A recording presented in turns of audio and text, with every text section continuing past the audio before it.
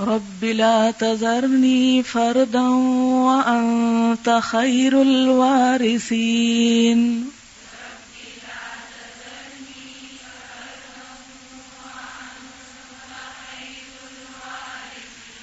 رب لا تذرنی فردا وأنت خیر الوارثین.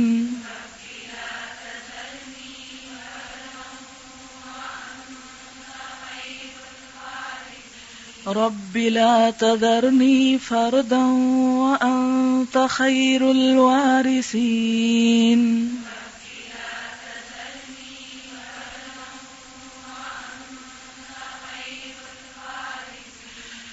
یہ دعا جو ہے نا میں ہر روز وظیفے کے طور پہ پڑھتی ہوں.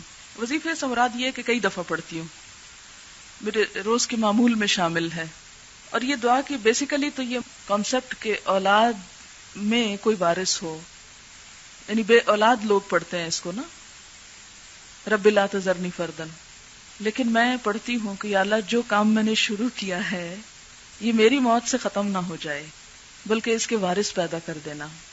آپ سب کے لیے نیت کر کے پڑھتی ہوں کہ شاید آپ کو تو نہیں پتا ہوگا لیکن میں اس نیت سے کہ یا رب جو کام شروع ہوا ہے اور جس کا بیڑا اٹھایا ہے یہ ایسا نہ ہو کہ ہم دنیا سے جائیں اور پھر کتاب بند ہو جائے.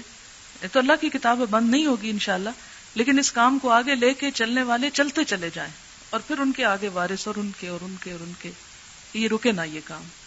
تو عموماً یہ دعا دی جاتی ہے ان کو جن کے بچے نہیں ہوتے. یہ حضرت زکریا علیہ السلام کی شاید دعا ہے.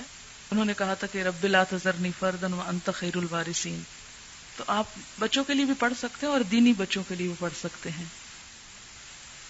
رب لا تذرنی فردا وانت خیر الوارثین.